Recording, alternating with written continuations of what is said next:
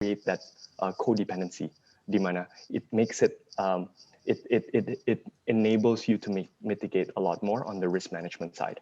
And that's why I think that's the uniqueness. And of course, the best part is also it's very asset light.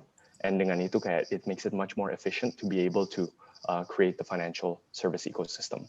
I think Bu Kusumaningtuti also mentioned that dari sisi rural penetration itu juga penting sekali. Karena kalau kita lihat digital footprint di Indonesia, smartphone penetration is what enables kita untuk go into daerah-daerah terpencil. Dan a lot of this is just simply we cannot build out the brick and mortar infrastructure untuk service a lot of the financial access, right? That's why financial inclusion harus dilakukan lewat digital channels, because that's where it's more efficient and more accessible for a lot of these areas. And all the collection of the data and the relationship building is through that access of the platform. Yeah. Jadi istilahnya one stop solution in one device gitu ya. Jadi semuanya ada di smartphone, jadi bisa menjangkau ke semuanya ya, Mas Jonathan. Betul, Mas. Semuanya ini pasti sudah pegang handphone semua ya, Mas.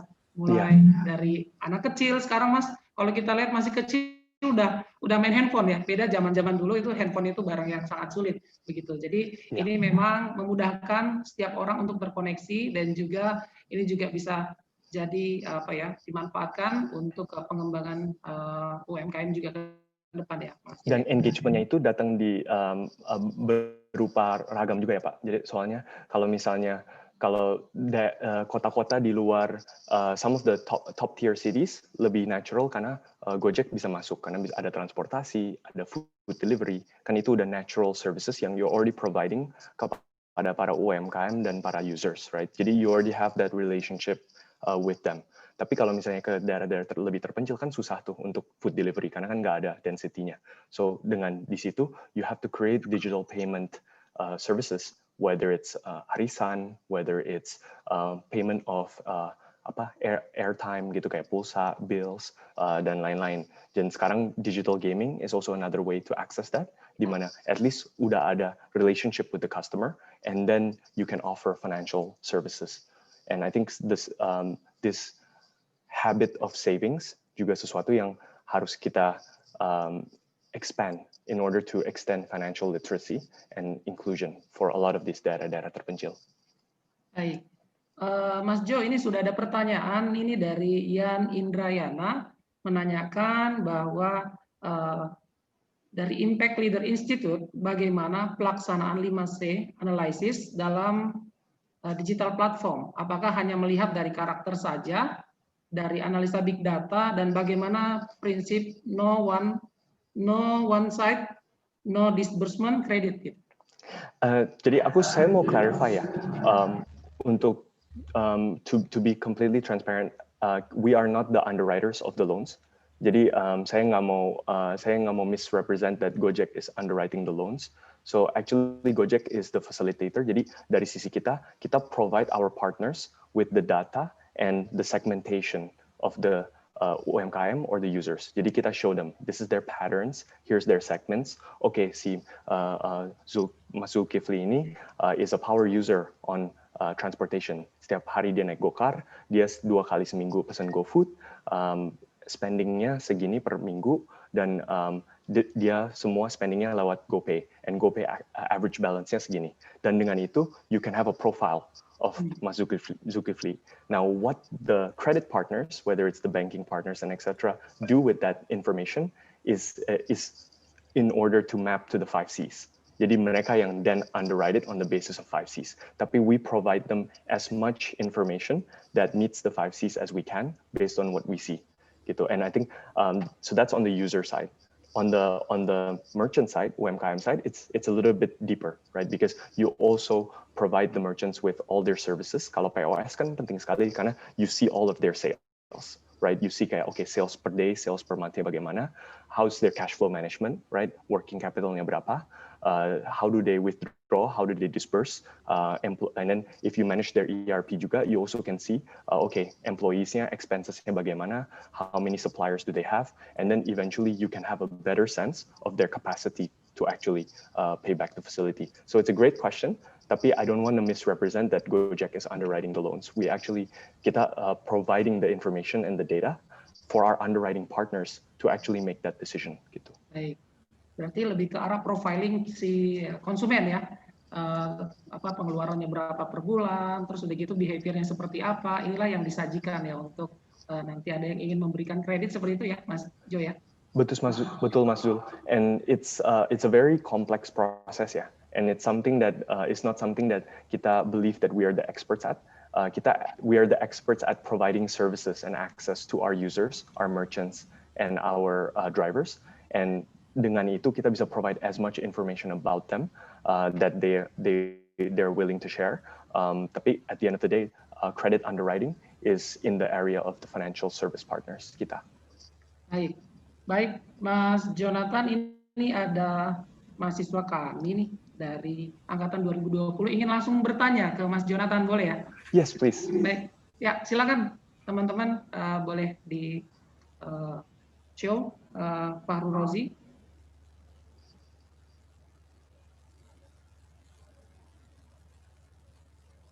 Sudah bisa?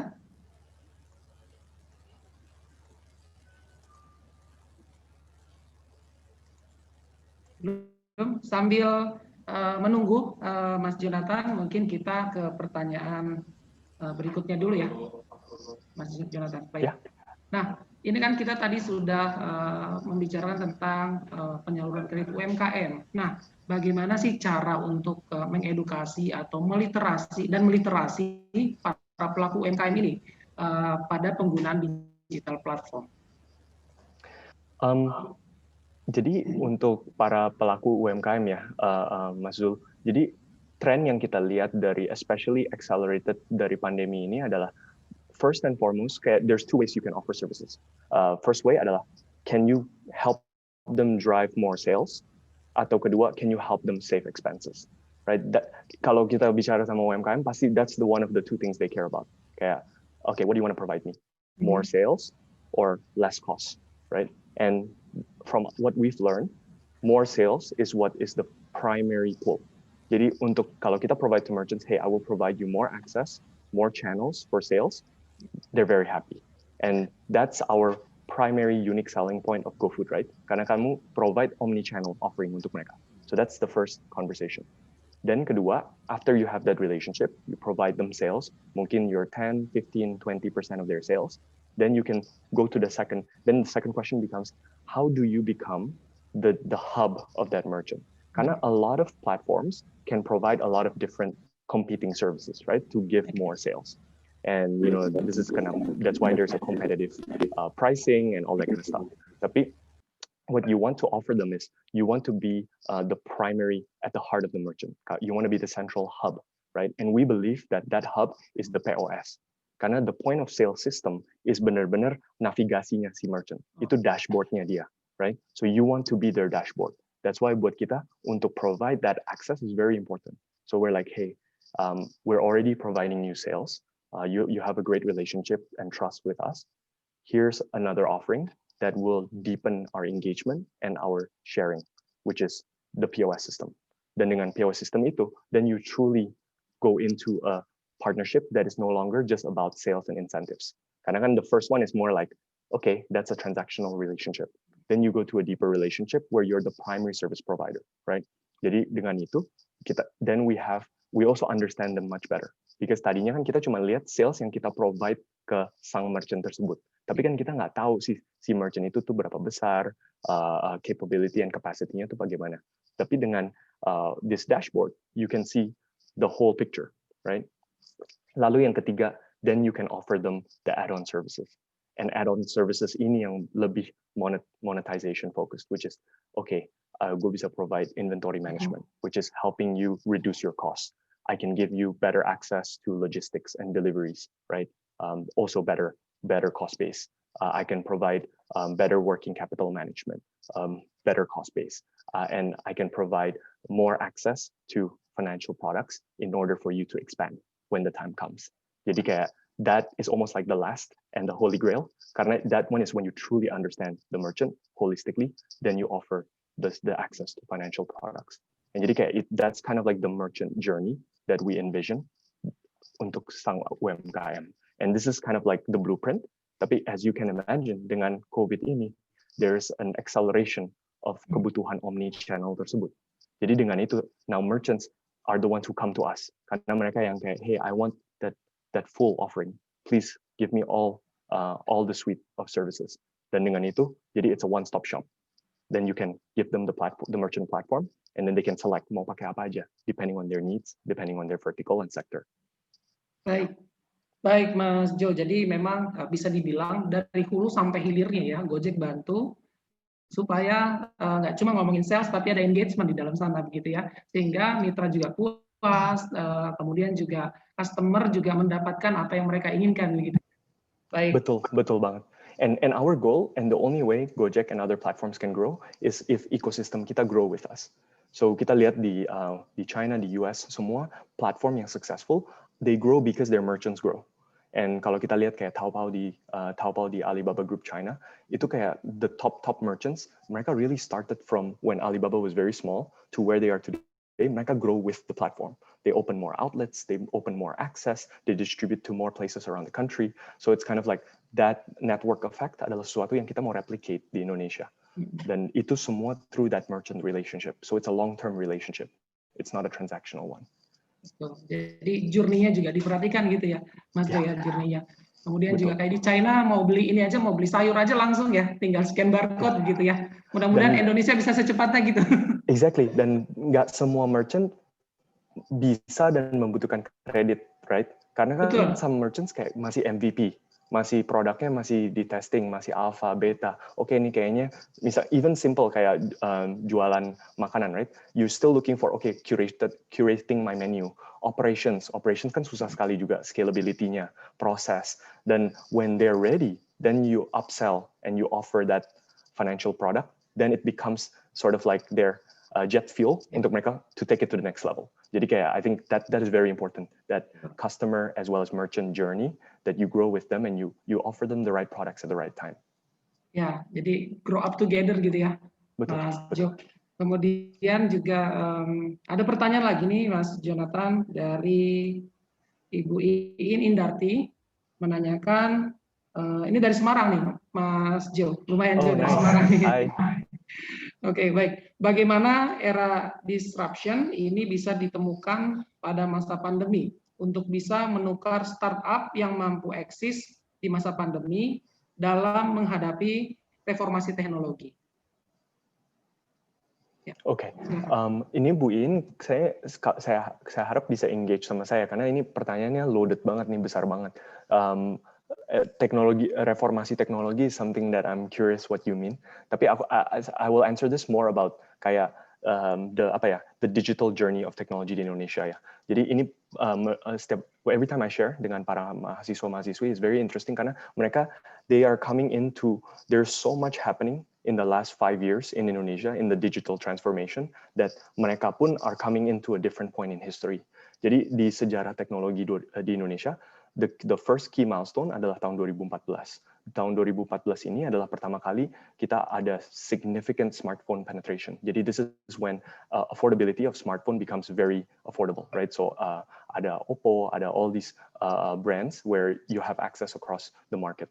Dan dengan itu, that's the beginning of Tokopedia, Traveloka, and Gojek.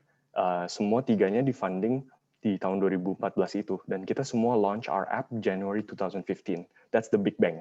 Jadi kalau kita pikir Big Bang, the Big Bang of technology was January 2015. Dan sejak 2015 itu, it's been a blitz scale, right? 2015, 16 itu a step change in terms of growth of technology. 2018 is a sweet spot. 2018 was when the first set of companies already started becoming more mature platforms. Jadi this platform explanation yang tadi saya jelaskan sudah mulai jelas itu strateginya. Dan dengan itu banyak sekali startup yang mulai provide other services that complement the platforms, right? So it's what we call as platform among platforms. Jadi kayak ada banyak sekali access further services yang complements those platforms. And kita pun, we cannot live without the Amazons and the Googles, right? Because Amazon provides our web services, right? Google Cloud, etc., and Google Maps and everything. Jadi kayak everything is like a system that plugs with one another, right? And then that's tahun 2018. And then interestingly, of course, 2020 ada COVID ini. Dan COVID ini sempat kita sempat terhenti sebentar gitu, 2-3 bulan pas bulan Maret April. Kita mulai harus mungkin reformasi ya dibilang, like you have to really think, okay, what's the future of technology? Where do we go from here? Dan sejak awal second half of 2020, which is bulan Juni ke depan ini, we've seen an acceleration of the movement towards the cloud. Jadi all of, whether it's enterprise, whether it's UMKM, whether it's customers, everything we live dari transactions, commerce, business, to social, semuanya moving onto the cloud, right? Moving onto digital platforms. Dan dengan acceleration ini, I believe is the next reform of digital technology. Dan dari tahun 2021 ke depan, it's fascinating. And I think we will see in the whole world. And that's why yang tadi saya jelaskan, even the IPOs are showing the signals of which direction it's going, right? And there's this flurry in that direction. Then how Indonesia will adjust and capture that trend is on us as the Generation Z, right?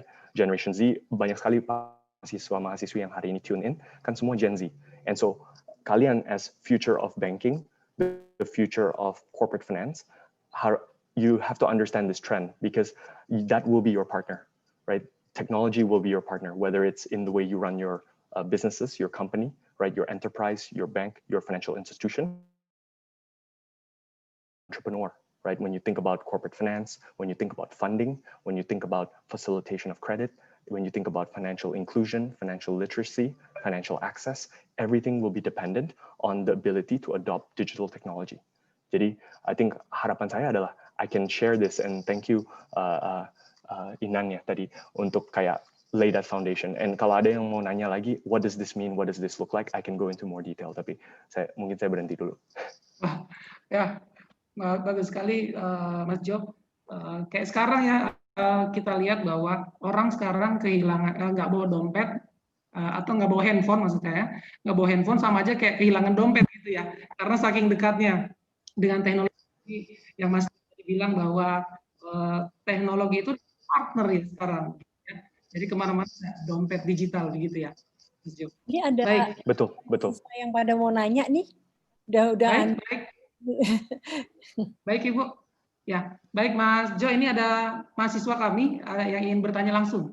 Oke. Minerva, silakan Minerva.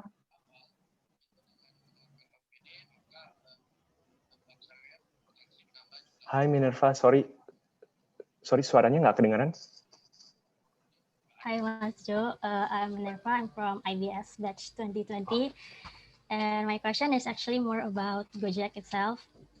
So how can Gojek make sure that the drivers out there are treating the customers based on Gojek standard of how to treat customers, and are there any training for the drivers helped by Gojek for that?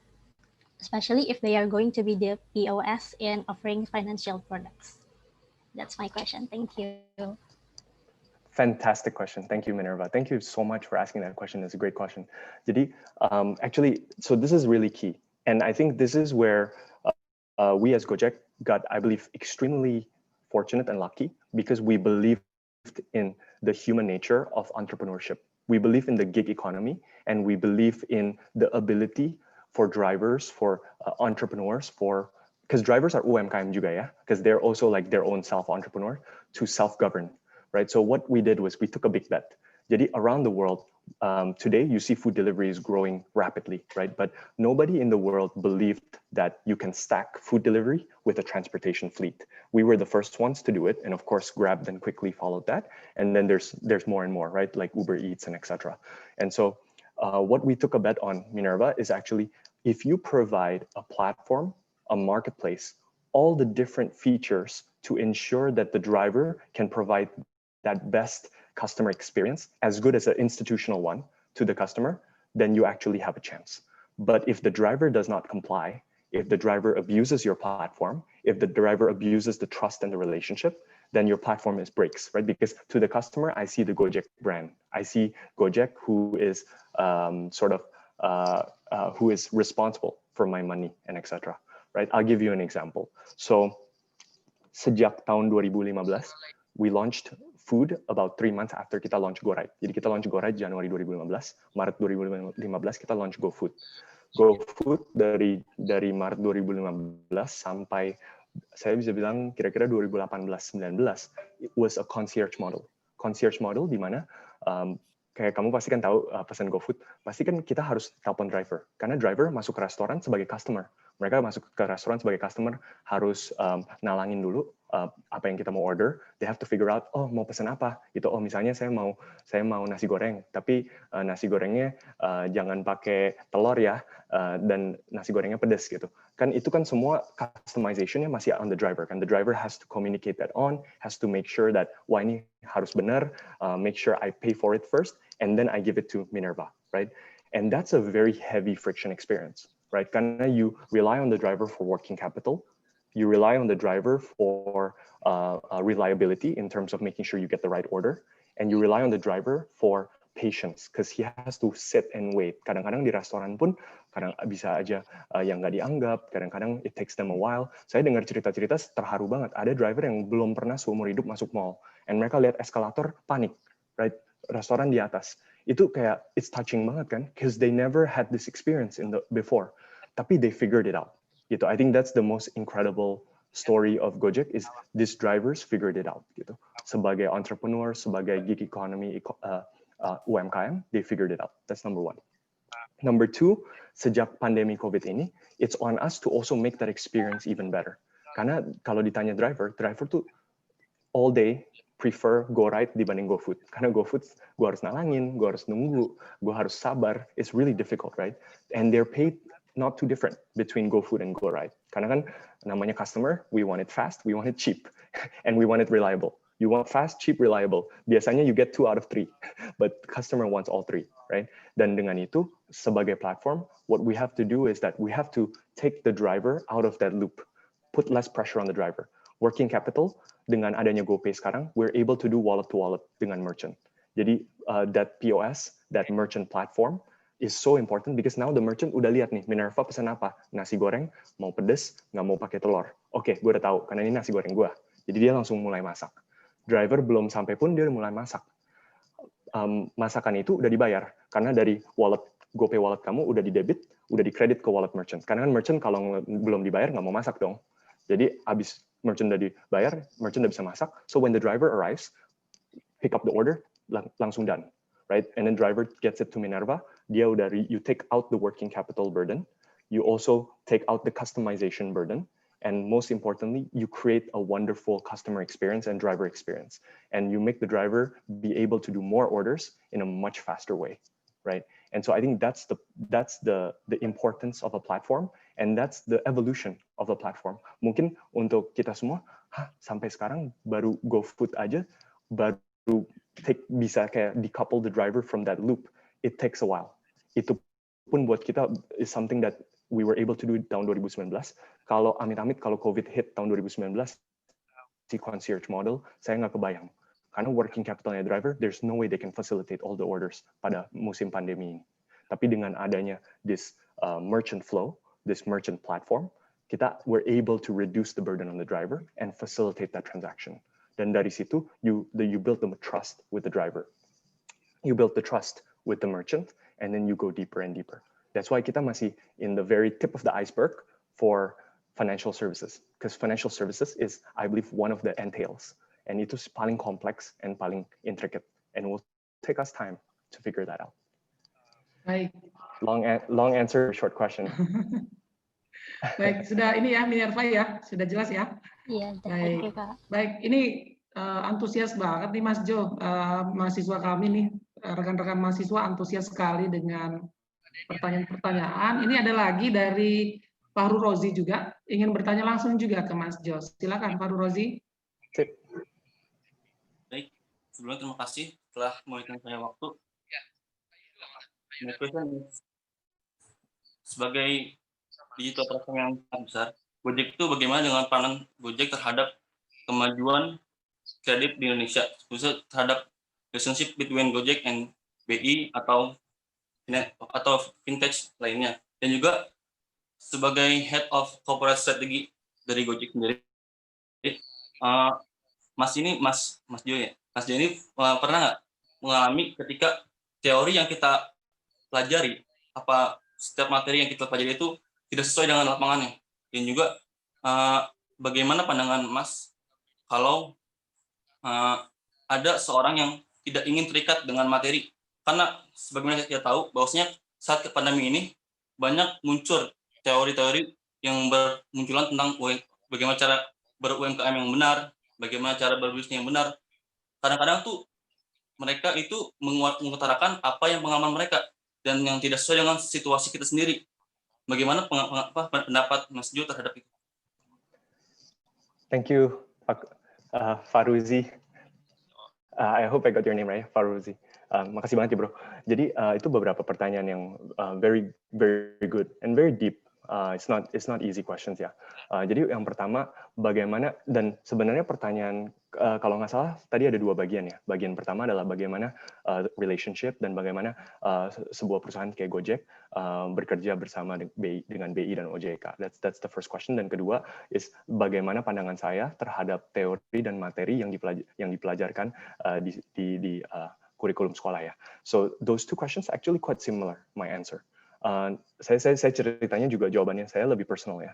Yang pertama adalah saya join Gojek dari very early days. Jadi sejak tahun 2016, 15-16 udah join, tapi tahun 2017 baru official di Gojek. Dan saya ingat banget baru 3 bulan di Gojek langsung Bank Indonesia Conference. Dan saya pada saat itu head of GoPay, kita belum ada. Jadi saya sebagai VP GoPay pada saat itu, jadi saya direkrut sebagai VP GoPay. Background saya lebih corporate finance, jadi bukan banking. Dan saya diminta bicara di Bank Indonesia Conference. Kebayang nggak, Faru? Pasti gue kayak panik banget kan. Gue kayak, wow, this is way beyond my experience gitu. Dan saya diharapkan sebagai narasumber. And what I learned about that relationship early adalah don't represent what you don't know, right? Know what you are, identity kamu, what's your strength, right? Jadi tadi kan juga ada pertanyaan bagus banget yang pertama about the 5 C's.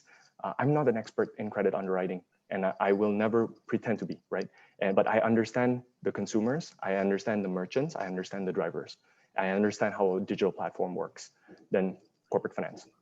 Dan dengan itu, saya represent what I know. Yang what I don't know, I have to learn, and I have to partner. And that's why, and that relationship dengan Bank Indonesia, dengan pemimpin Bank Indonesia dan OJK, they've been so open-minded untuk dari pertama sekali untuk merangkul perusahaan-perusahaan teknologi seperti kayak kita. Walaupun ada beberapa yang menganggap kita disruptor, we're actually facilitator. We're just a platform. We just provide access, right? We're not trying to replicate or take any other business. We're facilitator. Dan I think that same mindset, kalau kita bisa open mind ya bro, untuk your ilmu pengetahuan dan kurikulum. And saya sendiri sebagai mahasiswa muda, I always ask why. Kenapa kita harus belajar? Kenapa jawabannya ini? Kenapa jawabannya nggak begitu? It's okay, that's healthy. And you should ask that question. And gue respect banget sama you asking that question. But ask that question with respect and appreciation juga. Karena ilmu tersebut, seperti kata kamu, datang dari background dan jawaban itu ada makna di baliknya. Ambil maknanya bro. Belajar how to learn. Learn how to learn. And the faster you get that from school, cepat-cepat lulus, nanti ke medan kerja, you're gonna be like fantastic. Because you know how to learn, you know how people think, right? And then you can apply that to your different theory. And one day, when I say one day, lulus aja dulu. You will create your own ilmu, right? Your own theory will come later. Tapi for now, structured learning ada benefitsnya juga.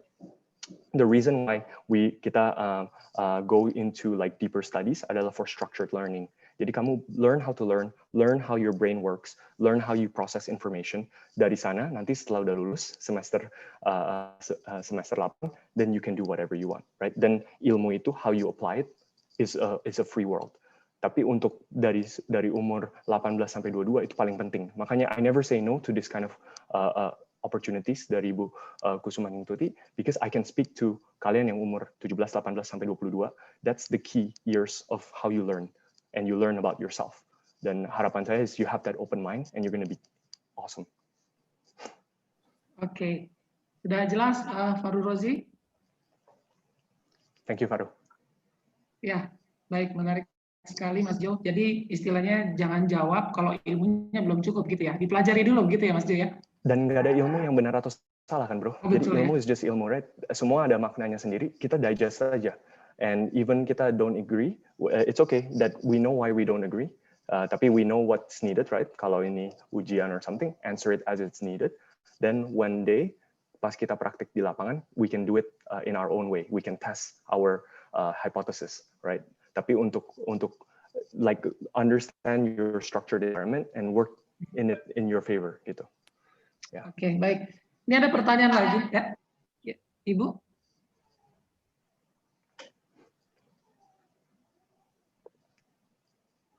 Ya, baik. Ini ada pertanyaan lagi, Mas Jo, dari peserta yang ingin menanyakan bahwa kenyataannya sekarang orang minim sekali untuk menjadi konsumtif. Saya sebagai bankers melihat sendiri bagaimana nasabah parkir dana sebanyak-banyaknya di bank-bank kepercayaan mereka dan meminimalisir sekali untuk menggunakan uang tersebut untuk hal konsumtif. Menurut Mas Jo, apakah langkah untuk membuka usaha saat pandemi ini saat yang tepat? Great question. Saya juga khawatir banget. I've been hearing the same from bankers that savings rate, savings amounts, and everything are indicators kan. Tapi I think look for the leading indicator. I think consumption is a lagging indicator, right? So how people are consuming. By the time that's adjusted, udah more concerning.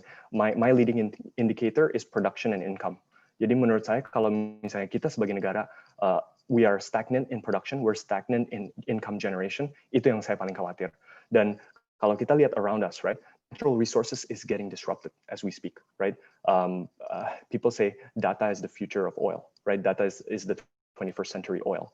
Jadi I think we have to understand what's the future. And the strength of Indonesia as a country is our human capital, right? The number of people, the number of access to human services, and we're a very domestic economy, right? Jadi penting sekali untuk kita grow and increase, whether it's entrepreneurship, the ability to create value, the ability to process domestic products, domestic goods, and be able to facilitate services, right? Jadi menurut saya, my leading indicator is actually production and generation of income.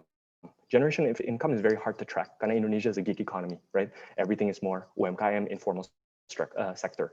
Dan dengan itu, we have to be able to create more of that production. And dari yang kita observe, the Indonesian entrepreneur, UMKM semua very nimble. Jadi mereka cepat sekali, mereka lihat pandemi, mereka lihat tren, mereka langsung berubah.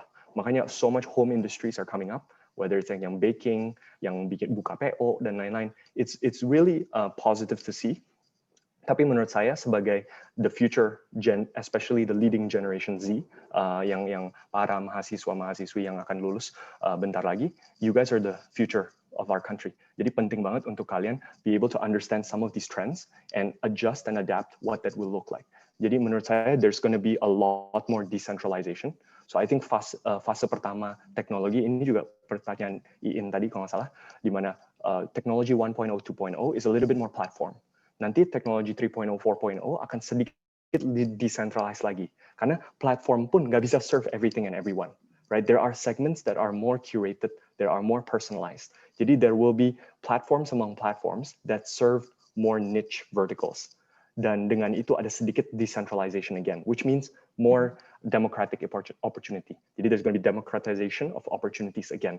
And I think you guys, the Gen Z, will pick that up, right? And there's going to be a lot more new technology, whether it's artificial intelligence, most of the cloud services, maybe even blockchain, right? So I think these are all stuff that you guys should get ahead. Karena that's your future, and we're gonna figure that out together. Baik, Mas Jo. Saya ada pertanyaan sedikit, Mas Jo, secara garis besar nih. Bagaimana sih impact pandemi COVID ini bagi platform-platform digital? So I think here's it's a mix ya, Mas Zul. Jadi it depends which service you provide. Jadi for example, transportasi kita, naturally transportation has changed, right? Work from anywhere, work from home, mobility, entertainment, we stay home. Zaman waktu itu kan before the COVID, we move everywhere, and most people actually no longer want to drive their car, motorcycles, stay at home. Yang penting kan naik Gojek, naik GoRide, GoCar, naik Grab, enak gitu kan. I think that's changed. I think business travel will never be the same again. I think that's a big economy that will go away, right? I think tourism will come back, tapi in different ways. So mobility and transportation will change. That's number one. Number two is I think food delivery has been a real nice saving grace, right? I think that's been something yang kayak untuk kita semua bisa di rumah, aman di rumah, nyaman di rumah. I think food delivery has really helped. I think that's just an example of what I see. Dari platforms itself, generally menurut saya, there's been a digital leap forward di mana there's an open-mindedness of customers, stakeholders, service providers di mana I want to try it. I have to try it, right? Saya jualan dulu, misalnya saya punya toko, saya jualan. Sekarang saya mau nggak mau harus coba e-commerce karena toko saya udah nggak ada yang datang lagi. I have to try it. Ternyata pakai marketplace, pakai some of these merchant services, nggak terlalu susah loh. It's quite easy. It's quite good. I'm generating more sales. So it's really that evolution that's happening. So digital platforms are providing that. Now, for how long and how does that look like? I think it's anyone's guess. But I think from the trends that you're seeing, it's an acceleration of a secular trend that was already happening. Gitu. Karena kan trends ada yang secular dan cyclical ya. And this is a secular that got accelerated. So it's like, it's just, yeah. Baik, Mas Jo, ini ada lagi pertanyaan, mau tanya langsung nih ke Mas Jo. Dari Nia, Yes. Silakan Nia. Thank you. Ya, silakan. Hi Nia. Hi, Mr. Jonathan. Nice to see you. It's interesting that Gojek becoming partner of financial service for credit disbursement. And I want to ask what target that Gojek set for 2021 for this service. Thank you. Thank you, Nia. You sound like my investor. So good question. I think 2021, we hope is the year of the recovery, right? Tadi Mazul juga baru nanya kan kayak antisipasi ekspektasi 2021 bagaimana. I think first and foremost, our hope is that so 2020 was the year of the fundamentals. So a lot of the fundamentals were there, right? You reflect on your operating structure, your operating costs. You think about kind of like the ability to improve your services under much less competitive pressure. 2021 is when you come back with a recovery growth, right? So that growth will come a little bit more organically. It's not growth that you're opening new markets, but you're re-engaging, you're reactivating a lot of your users, your customers, your drivers, your merchants, etc. Because there's some pockets of that economy that's been a little bit dormant, right? Jadi dengan itu, we want to make sure that you are able to re-engage and bring them back onto the platform. So that's number one. Number two, I think what you'll see is that there's going to be some permanent behavior changes. And digital payments is one of those, because I think there's still a dependency on cash, but I think in general people are starting to realize, karena kan waktu itu sempat takut karena hygiene kan, takutnya kalau pegang cash, it's not healthy, it's not clean, right? Dan dengan itu, you see more people opening new accounts and trying digital payments, whether it's GoPay, whether it's OVO, ShopeePay, everything, right? And dengan itu, I think you'll see that permanently stay, and I think card penetration will also increase as a result.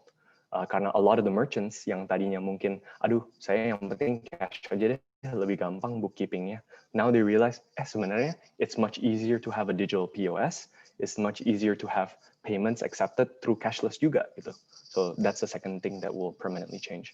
Then number three, then a lot of the more intricate products like financial services, I think it will take a while.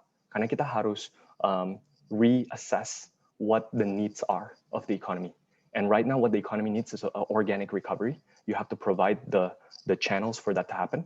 But for you to then upsell some of these more, products with slightly more risk, you have to find the right timing.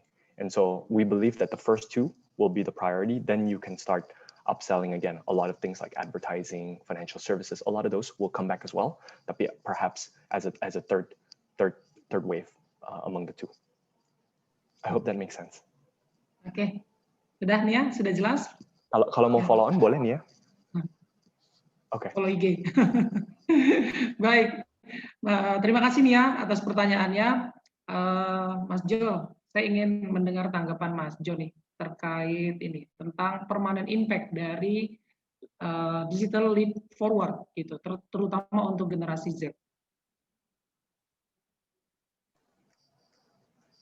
Yeah, so bagusnya sih tadi saya udah sempet dapat kayak share that message ya. Tadi naturally, wah siapa tadi aku lihat si Iin ya kalau nggak salah. Ya Iin, her question was really good and untuk be able to touch on that. Dan mungkin saya cuma repeat that message tapi very succinct. I think number one, awareness is very important. That semua orang yang hadir pada hari ini bisa aware that there's this acceleration of a secular trend. So that is the future of your generation, Gen Z. Number two is it's not only going to be UMKM, it's not only going to be enterprise, it's going to be everything from business, commerce to social, right? So every aspect, element of human interactions will be more digitized. So that's number two. Then number three is I believe that you should position yourself to capture this trend, right? Doesn't mean that everybody has to be a techie. Doesn't mean that everybody needs to learn coding. No, kita kan banking school. Saya sendiri ex private equity, so I'm also corporate finance and banking. And I believe that we have to understand how does that change the funding climate? How does that change access to capital? How does that change financial inclusion and literacy, right? So I think those questions you should ask yourself, and you should kind of expand on, ke depannya. Then I think attending a lot of the webinars like this is really good because it opens your insights, opens your access to what others are seeing, right? And I think don't be shy to ask. Don't be shy to ask Pak Dosen, Pak Zul, and everyone else in your around you, right? Create communities, right? Find friends that have the same passion, and then kalian build your own communities. And dari communities itu, I think that's how you learn the fastest and you grow the fastest. Baik, Mas Jo, ini tanpa terasa nih waktunya memang sudah di penghujung ya, Mas Jo. Mungkin ada pesan-pesan Mas Jo untuk generasi Z, Gen Z ini, Mas Jo. Kira-kira apa yang mau disampaikan untuk generasi Z sekarang? Silakan Mas Jo, pesan-pesannya.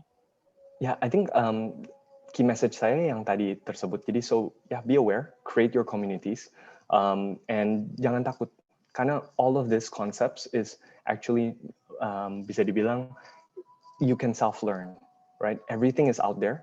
Semua jawaban ada. Apakah itu online, apakah through your friends gitu. Ini jawabannya nggak terlalu kompleks gitu. Mungkin beberapa jargon dan kata-kata saya mohon maaf biasanya kalau misalnya pakai jargon-jargon yang technology because it explains it better and I want to share the jargon. Tapi jangan malu-malu. You Google those jargon, you try to understand, diskusi sama teman-teman is not scary at all, right? And I think it's the same with the pandemic where we realize that digital technology is not scary, right? You try it, it's much better, it's much more seamless, and that's the result of that digital leap forward. And saya harap para Gen Z ini will lead the way for us. And stay humble, right? Yang tadi pertanyaannya Fakru juga bagus banget. Tapi sometimes kita nggak setuju dengan beberapa metode ilmu yang diberikan ke kita, tapi understand that ada makna di baliknya, right? So be humble, understand that all of that comes with lessons, and then you can build your own lessons one day and your own framework and hypothesis. Tapi untuk sementara, be humble. Baik, terima kasih Pak Jonathan, Mas Jo sudah berkenan untuk menjadi narasumber kami. Ini suatu kebanggaan juga buat Indonesia Banking School. Mas Jo mau mengisi webinar kami sebagai narasumber. Semoga materi yang disampaikan hari ini, sharing-sharing, ini memberikan manfaat untuk kita semua dan menambah wawasan kita semua. Baik, mungkin saya akhiri diskusi kita, Mas Jo. Terima kasih banyak. Untuk acara selanjutnya, saya kembalikan ke MC. Terima kasih, Mas Jonathan. Terima kasih semuanya. Terima kasih Bu Kusuma Tuti for the opportunity. And thank you for the questions ya. Nia, Fakru, I see you. Baik, terima kasih kepada Bapak Zulkifli SEMM. Selanjutnya pemberian plakat secara virtual sebagai tanda terima kasih kepada pembicara dari Indonesia Banking School. Indonesia Banking School menyampaikan apresiasi dan penghargaan yang tinggi atas kesediaan dan waktu dari Bapak Jonathan Barki BSC, SVP Group Head Corporate Strategi Gojek. Terima kasih juga sebanyak-banyaknya kepada pembicara pada kali ini, Bapak Jonathan, dan juga Bapak Moderator, Bapak Zulkifli pada hari ini. Dan semoga apa yang dipaparkan oleh pembicara dan moderator dapat bermanfaat bagi kita semua. Semoga pandemi COVID-19 ini cepat berlalu sehingga dapat membangun perekonomian Indonesia kembali dan semakin berjaya untuk Indonesia. Pengumuman e-sertifikat dan materi akan dikirimkan ke email masing-masing yang sudah mendaftar. Dengan ini berakhir sudah webinar kuliah umum pada siang hari ini. Kami mengucapkan terima kasih kepada pembicara, moderator, tamu undangan, para partisipan webinar kuliah umum, mahasiswa dan pimpinan Indonesia Banking School beserta jajarannya, mahasiswa dan dosen di seluruh Indonesia yang sudah hadir, dan sampai jumpa di webinar kuliah umum selanjutnya. Dan jangan lupa untuk follow akun sosial media kami di @IndonesiaBankingSchool. Saya selaku pembawa acara pamit undur diri. Wassalamualaikum warahmatullahi wabarakatuh. Warahmatullahi wabarakatuh. Jonathan, thank you so much. Thank you, Bu. Very enriching, and I like the way you lead the discussion. Thank you, Bu. Terima kasih Mas Jo. Yes. Terima kasih semuanya for this opportunity. Really means a lot to me. Makasih Okay. Nia, Faru, Minerva. Pak Aslim, terima kasih banyak kehadirannya Pak Aslim, Pak Prajoto, terima kasih. Pak Haryanto Budiman, makasih Pak Fajar, Pak Abraham. Terima kasih Bu Titu.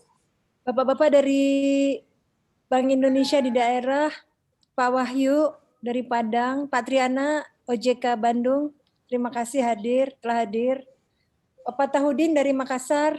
Terima kasih Bu. Terima kasih Pak.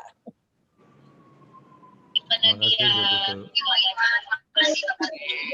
Mbak Lena, terima kasih. Terima kasih Bu Titu. Terima kasih Bu Titu. Terima kasih. Jadi mohon. Pak Aslim sehat Pak Aslim?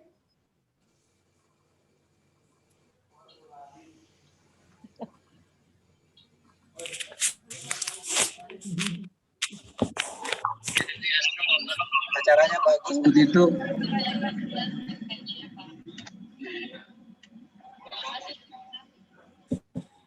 Izin live ya Bu. Terima kasih. Ya, terima kasih Pak Triana. Terima kasih ya Bu Titu ya. Saya pamit ya. Ya, Mbak Lena. Bu Titu, terima kasih. Terima kasih Pak Rahman. Enjoy Pak. Ya, terima kasih. Bagus. As always, bagus. Thank you so much Pak. Mohon izin ya. Apalagi orang-orang biasa pasti pusing. Ya, namanya 2021 masih baru akan terjadi, jadi masih beberapa prediksi. Ya, nanti kita coba akan Ada yang bocor suaranya.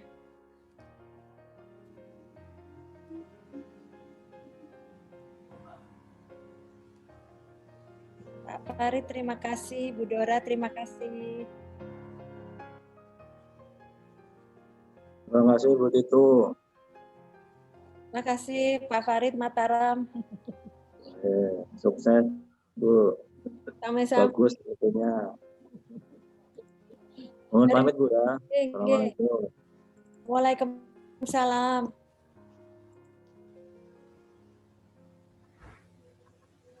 pertimbangkanlah 2021. Silakan Mas Andri. Ya.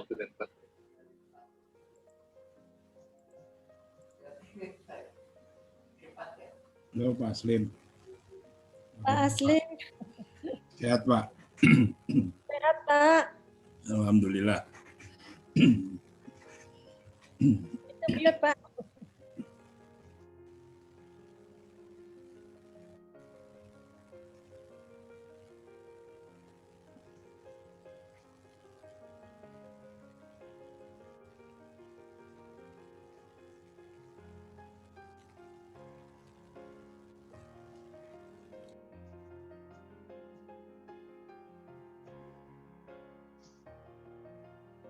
Pak Pribadi, terima kasih.